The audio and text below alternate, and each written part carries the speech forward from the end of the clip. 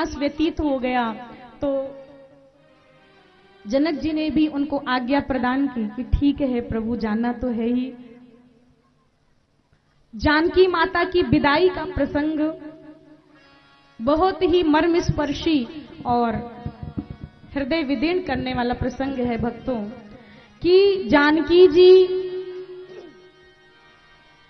जब सुनैना मां ने देखा कि बेटी की विदाई का समय आ गया, बिटिया विदा हो जाएगी, सुनैना माता जानकी जी के समीप आकर बैठी और कहती हैं कि बेटी तू ऐसे हम सबको रोता हुआ सोना छोड़कर चली जाएगी, ये हमने कभी नहीं सोचा था बिटिया। आज तेरे जाने की भी बेला आ गई, अब तो विदा हो रही है। भक्तों, बहुत सुंदर उपदेश दिया है माँ सुनैना ने, सुनैना अम्बा ने। वो सिखा रही है कि देखो बेटा, सास और ससुर को माता पिता की दृष्टि से देखना, माँ बाप का भाव रखना। सास ससुर गुरु सेवा करे हो, सास ससुर गुरु सेवा करे हो, पति रुख लखिया यसु अनुसरे हो, पति रुख लखिया यसु अनुसरे हो। सास ससुर गुरु सेवा करे हो, सास ससुर गुरु सेवा करे हो, पति रुख लखिया यसु अनुसरे हो, पति रुख लखिया यसु अनुसरे हो। माता सुनैना अम्बा ये शिक्षा दे रही है कि देखो बेटा, अब तुम्हारा ब्याह हो गया और ससुराल ही तुम्हारा घर है, तो सास ससुर को माँ बाप की तरह आदर सम्मान देना, उनकी सेवा करना, नित्य उनके चरण दबाना, घर के काम करना, अपने से घर में जितने बड़े बुजुर्ग हैं सबका आदर करना, उनकी बातों का मान रखना। और एक विशेष बात मां सिखा रही है, क्या? पति ही अब पत्नी के लिए परमेश्वर है, सर्वोच्च पूजा एक पत्नी के लिए है। तो पति के रुख को देखकर व्यवहार करना, जिससे तुम्हारे स्वामी प्रसन्न हो वही व्यवहार करना।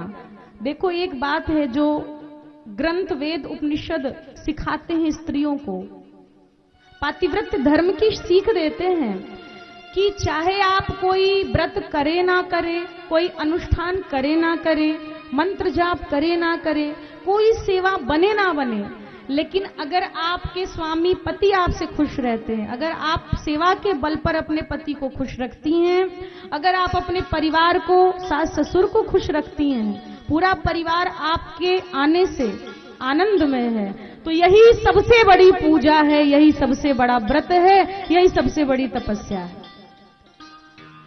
इसे छोड़कर कुछ दूसरा करने की भी आवश्यकता नहीं। पातिव्रत्य धर्म ही स्त्री का सर्वोत्कृष्ट धर्म है, लेकिन जब करे तब ना। आजकल समाज में विचित्र स्थितियां, सहना हमें आता नहीं। क्यों नहीं आता? क्योंकि कथा में तो बैठते नहीं ना। कथा में बैठेंगे तब तो कथा में क्या बात कही जा रही है बुद्धि में घुसेगी। कहा गया कि सत्संग रूपी उपदेश को, फल को, अपनी बुद्धि को खिला देना चाहिए जीव को, और जब बुद्धि इस फल को खा लेती है तो फिर वह पालन भी करना शुरू करती है। लेकिन हम तो पहले तो बैठते नहीं, और बैठते हैं तो जो फल खिलाया जा रहा है उस फल को ग्रहण नहीं करते, लेते नहीं, और गलती से ले भी लिया तो घर जाकर खाते नहीं, किसी और को खिला देते। कैसे? जैसे ही दूसरों की निंदा, चुगली, पड़ोसी की बुराई शुरू करते हैं तो ये फल हाथों से छूट जाता है। ये फल वही खा सकता है जो दूसरों की निंदा, चुगली, लड़ाई, झगड़ा, क्लेश ना करे। भक्तों, अब जानकी जी लगी रोने, माँ क्या मुझे आपसे दूर जाना होगा? सुनैना अम्बा ने कहा, बिटिया ये तो एक रीत है कि बेटी जब बड़ी होती है तो ब्याह होता है और फिर माँ बाप से उसे जीवन भर के लिए दूर जाना पड़ता है। पराया घर ही, ससुराल ही उसका अपना घर बन जाता है। सुनैना अंबा उपदेश कर रही है नारी धर्म का। इतने में पिंजड़े में तोता मैना जानकी जी ने पाले थे। वे तोता मैना विह्वल हो गए। सीते सीते सीते कहकर लगे रुदन करने। सीता सीता सीता कहकर रोने लगे। मां ने एक सेविका को आज्ञा दी कि जल्दी जा तोता मैना को लाके जानकी की पालकी में रख दे, नहीं तो ये मूक पक्षी सीता के वियोग में रो रो कर प्राण छोड़ देंगे। बचपन से अपने बच्चे की तरह मेरी जानकी ने इस तोता मैना को पाल कर खिला पिला कर बड़ा किया। अब ये जा रही है उस वियोग में, ये कहीं मर ना जाए, इसे भी विदा करो, जानकी के साथ विदा करो। बंधु इतने में आकर के एक सेविका ने राजा जनक को कहा कि जानकी जी विदा हो रहे हैं। जैसे ही जनक जी के कानों में ये खबर आई बिटिया जा रही है, तो आज राजा पने का जितना भी भाव था सब छूट गया, सब त्याग कर दिया और बाप दौड़ पड़ा। एक बाप दौड़ पड़े आए। जैसे ही जानकी जी को लाल जोड़ा में सजकर और सबसे विदा लेते हुए सबको हृदय से लगाते चरण छूते देखा, तो अपने हृदय के वात्सल्य को रोक न सके आज राजा जनक और दौड़कर अपने कलेजे के टुकड़े को अंक में भर लिए, हृदय से लगा लिए, लगे रोने फूट फूट कर राजा जनक। बंधुओं, दुल्हन के वेश में जब बिटिया जानकी को विदा होते देखा तो राजा जनक का हृदय विदीर्ण हो गया। बड़े बड़े पत्थर हृदय पिता भी जब बेटी के विदाई की सुमंगल बेला आती है तो रो ही पड़ते हैं। मैंने कईयों का सुना है कि ऐसे पुरुष भाई लोग जो अपने घर में किसी के मरने पर भी शायद कभी कभी नहीं रोते, अपने हृदय को पत्थर बना लेते हैं। क्यों? क्योंकि माताएं प्रायः भाव प्रधान होती हैं और भाई लोग, पुरुष लोग विचार प्रधान होते हैं। यह एक स्वाभाविक वृत्ति है मनुष्य की। माताओं का हृदय बड़ा कोमल होता है और पुरुष लोग बुद्धि प्रधान होते हैं, प्रायः विचार ज्यादा करते हैं, बुद्धि से विचार करके कुछ करते हैं। और माताएं भाव में आ गई तो कुछ भी कर सकती हैं, प्राण भी दे सकती हैं, लेकिन एक पुरुष 100 बार विचार करता है। तो ऐसे कठोर हृदय वाले और होना भी चाहिए, क्योंकि भाइयों के कंधे पर पूरे घर का, परिवार का, समाज का, राष्ट्र का दायित्व होता है, तो उन्हें थोड़ा मजबूत कंधों वाला होना भी चाहिए। लेकिन ऐसे पिता जो घर में अपने अपनों के मरने पर नहीं रोते, जब बेटी विदा करते हैं तो जरूर आंसू गिरने लगता है। आंसू नहीं छिपा पाते, उनके आंसू जरूर गिरते हैं। छोटी सी बिटिया जब जन्म ली थी, अपने से चल नहीं पाती थी, मुख में अन्न का एक दाना नहीं रख सकती थी, एक निवाला रोटी का तोड़ के नहीं खा सकती थी। बाबा बाबा बाबा कहकर दिन रात दौड़ के पास आती थी। आज कलेजे का टुकड़ा बिटिया को दुल्हन के वेश में जब पिता देखता है और खुद से दूर जाते देखता है तो हृदय फट जाता है। कैसे विदा करूं, कैसे विदा करूं। एक बाप, एक माँ, एक बाप जीवन भर बेटी को ढक कर मर्यादा में घर के कई दरवाजों के भीतर छिपाकर ढक कर रखते हैं, लेकिन जब ब्याह होता है तो सोचो कैसे एक अजनबी के साथ, एक पर पुरुष के साथ कितना विश्वास करके उसके साथ विदा करते हैं, कितना विश्वास करते हैं कि मेरी बिटिया को सुख मिलना चाहिए, मेरी बिटिया की आंखों में कभी आंसू नहीं आने देना चाहिए। भक्तों, जिस समय कण्व ऋषि के आश्रम से शकुंतला विदा हो रही थी, आपने यह प्रसंग सुना होगा कि कण्व ऋषि के आश्रम में विश्वामित्र और मेनका की पुत्री शकुंतला रहती थी। शकुंतला का तो कण्व ऋषि ने सिर्फ पालन किया था, पोषण किया था, लेकिन जब शकुंतला का विवाह दुष्यंत के साथ हो गया और विदाई की बेला आई तो कण्व ऋषि भूल गए कि मैं तपस्वी हूं। उन्हें सिर्फ इतना स्मरण है कि मैं एक बाप हूं, मैंने एक बिटिया को पाला है, बड़ा किया है, अब वो मुझे छोड़कर जा रही है। भक्तों, सूने आश्रम के वृक्षों से लिपट लिपट कर आज कण्व ऋषि रो रहे हैं। आश्रम के जो सूने वृक्ष हैं उससे लिपट लिपट कर लगे रोने कण्व ऋषि। कहां तक कहें, जब जीवों ने सुना, गौशाला के छोटे छोटे बछड़ों ने जब सुना कि मेरी मां जा रही है, तो सारे द्वार तोड़कर शकुंतला के चरणों से जाकर लिपट गए और लिपट लिपट कर लगे रोने। आके गोद में लेट गए, छोटे छोटे जो अभी बछड़े जन्म लिए थे, क्योंकि शकुंतला सेवा करती थी, गौ सेवा करती थी। बंधुओं, दुष्यंत के चरणों को वो बछड़े चाटने लगे, कहते मेरी माँ को मुझसे दूर मत ले जाओ, मेरी माँ को मुझसे दूर मत ले जाओ। बछड़े चाटने लगे। कहां तक कहें, जिन वृक्ष और लताओं के नीचे ये दोनों खड़े थे, वे लताएं वे वृक्ष रोने लगे, आंसू टपकने लगे। ये स्नेह का, वात्सल्य का बंधन बड़ा अटूट और गहरा भाव है। हृदय रोता है, आंसू टपकते ही हैं।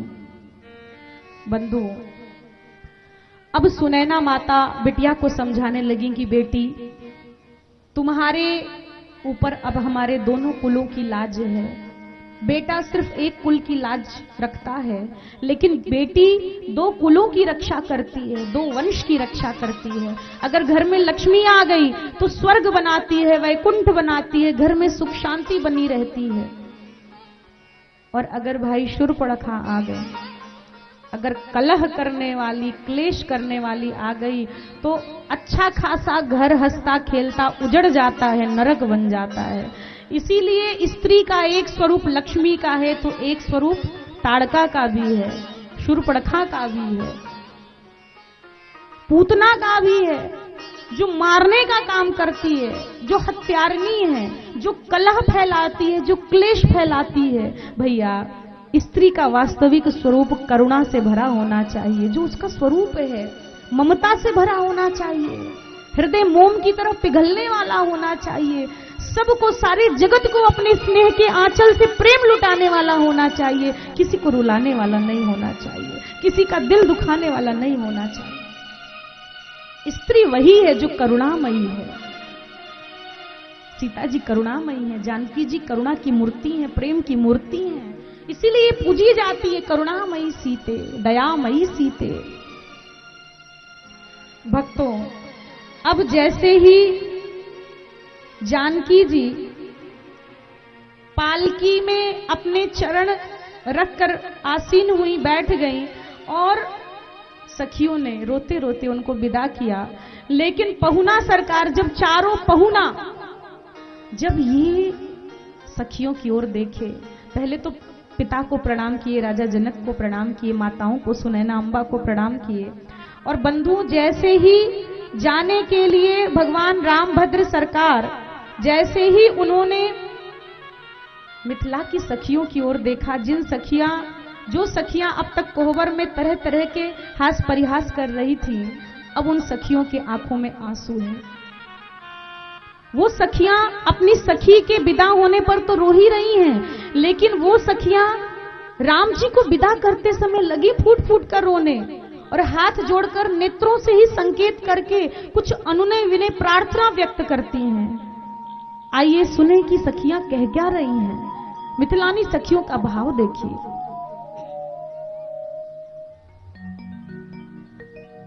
ई पहुना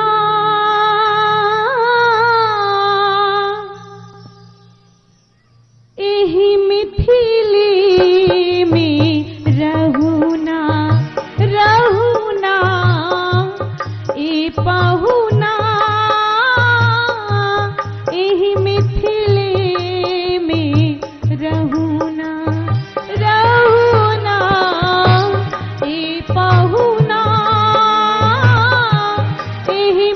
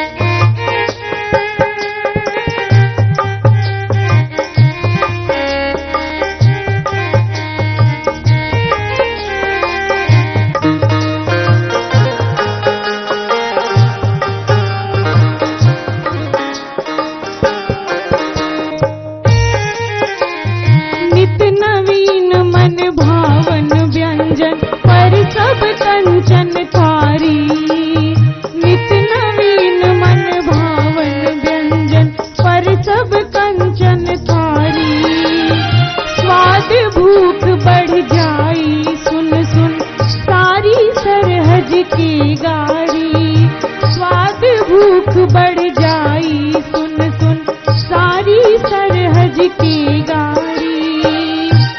बार बार हमें करब निहोरा, बार बार हमें करब निहोरा, मौका एको देहु ना ए पहुना एह मिथिला में रहुना ए पहुना। एही मिथिला में रहुना।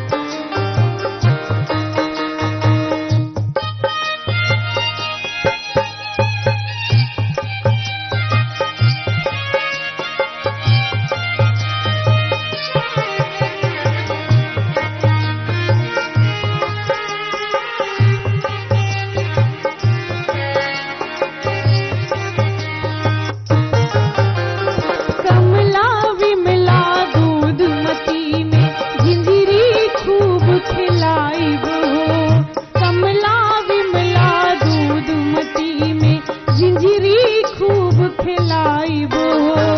सावन में कजरी गागा के झूला खूब झुलाइब हो, सावन में कजरी गागा के झूला खूब झुलाइब हो।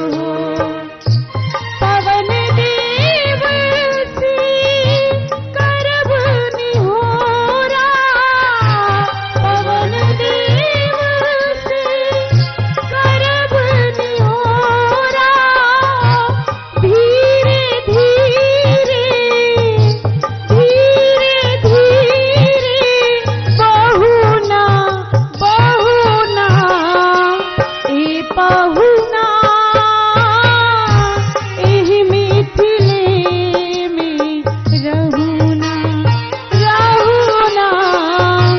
ए पहुना एही मिथिले में रहुना। ए पहुना एही मिथिले में रहुना।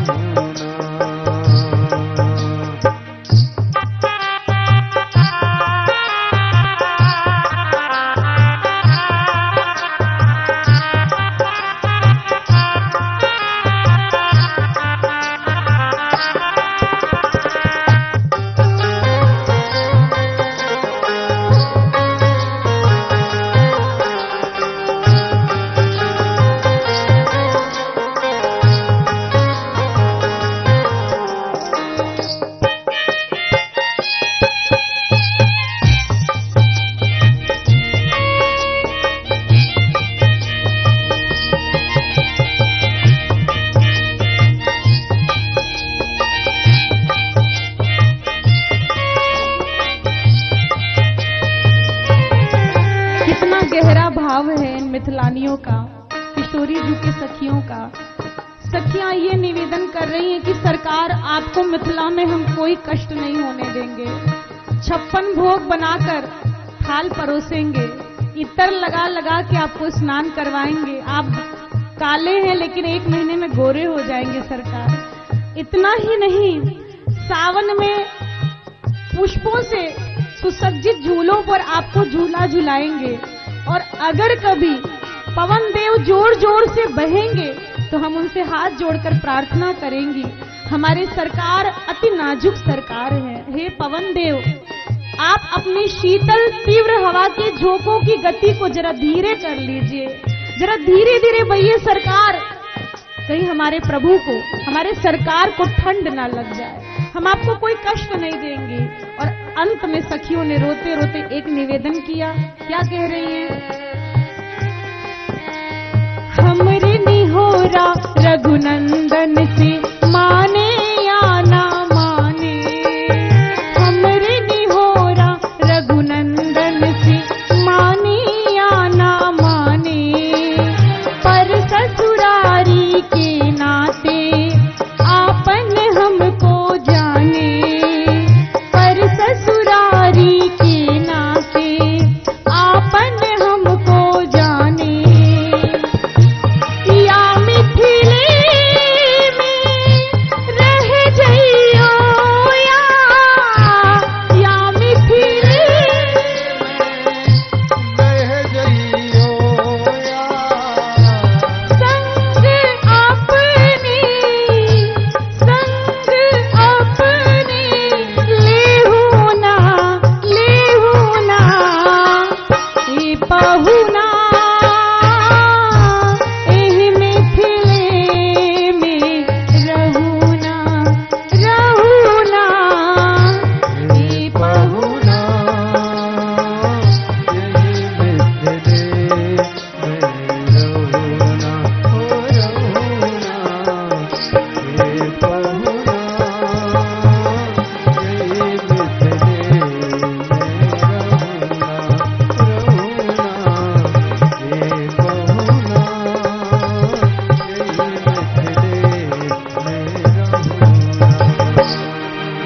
बोलिए अवध धाम की, जय हो, मिथिला धाम की, जय हो, रामलला सरकार की, जय हो, राम राजा सरकार की, जय हो, चारों दुल्हा सरकार की, जय हो, चारों दुल्हन सरकार की, जय हो। जय जय श्री सीताराम। भक्तों, भगवान अब विदा हो रहे हैं। मिथिलानियों ने कहा कि प्रभु जाना अनिवार्य है, आवश्यक है क्या, जरूरी है जाना? और अगर आप जा ही रहे हैं प्रभु, तो अब एक ही उपाय है, या तो हमें अपने साथ अवध ले चलिए या यहीं मिथिला में रुक जाइए, दोनों में से एक कीजिए। भगवान ने सबको आश्वासन दिया, संबंध जुड़ गया है, तो अब आना जाना तो लगा रहेगा। बंधुओं, भगवान अब बारात अवध धाम लौटकर आई और राजा दशरथ तीनों रानियों से, तीनों पत्नियों से यही बात कहते हैं कि देखो देवी, मैं 4 बहू नहीं 4 बेटी लेकर आया हूं। ये माताओं के लिए भी सीखने लायक बात है कि बहू को भी आप बेटी की तरह ही खूब लाड़ प्यार दुलार देंगे तो बहू भी आपको मां की तरह सेवा करेगी। देखो, ताली एक हाथ से तो बजती नहीं, कभी दोनों हाथ से ताली बजती कभी भी। तो राजा दशरथ ये सिखा रहे हैं कि देखो, मैं 4 बहू नहीं अपितु 4 बेटी लेकर आया हूं। इन्हें पलकों पर बिठाकर रखना, इन्हें कभी कोई कष्ट नहीं होने देना। बंधुओं, नृप सब भांति सब ही सन मानी, कही मृदु बचन बुलाई रानी। राजा ने रानियों को बुलाकर अत्यंत मृदु वचन में ये बात समझाई। क्या समझा रहे हैं, ध्यान से सुनिए। इनको अपनी बेटी मानते हुए दुलार करना देवियों, मां की ममता से इन्हें भर देना, ये जीवन का सूत्र है। याद रखिए, ये जीवन का सूत्र है कि स्वस्थ और सुखी परिवार कैसे रहे। माताएं ध्यान से सुने, अगर आप अपने परिवार का वातावरण सौहार्दपूर्ण, शांतिपूर्ण, दिव्य रखना चाहती हैं, तो जैसे कई बार हम अपनी बेटी की बहुत बारीक बड़ी गलतियों को, कभी बारीक गलतियों को, कभी पहाड़ जैसी बड़ी गलतियों को भी बड़ी आसानी से क्षमा कर देते हैं। उस बेटी की, जो बेटी ब्याही जा चुकी है, हमने अपनी बेटियां ब्याह दी और ब्याहने के बाद भी जब वह मायके आती है और बहुत भारी भारी बड़ी बड़ी गलतियां कर देती है तो हम उसे बड़ी आसानी से माफ कर देते। क्यों? क्योंकि वो अपना खून है, वो अपनी बेटी है। और जिसे हम दूसरे घर से उठाकर लेकर आए हैं, जिसे लोग बहू का नाम देते हैं, तो उस बहू को हमने अभी भी बहू ही मान कर रखा है। अगर बहू सुबह से चाय से लेके, नाश्ते से लेके, दोपहर का भोजन, शाम को भी चाय देती है, रात को भी भोजन बनाती है, दिन भर बच्चों के कपड़े धोती है, दिन भर घर का काम करती है, झाड़ू पोछा, और उसके बाद अगर एक काम खराब हो गया, दूध गिर गया, गैस पर चढ़ाई थी, दूध गिर गया, सब्जी जल गई, दाल जल गई, रोटी जल गई, तो जहां उसने दिन भर में सुबह से रात्रि तक में 100 काम किए, अगर उस 100 काम में हड़बड़ी में कोई 1, 2, 4 काम खराब भी हो गया, तो आप उसे भी तो अपनी बेटी समझकर माफ कर सकती हैं कि नहीं? बताइए, क्या हम गलत कह रहे हैं? भाई, बेटी मुंह से नहीं कहना है, बेटी जैसा आचरण करना है उसके साथ।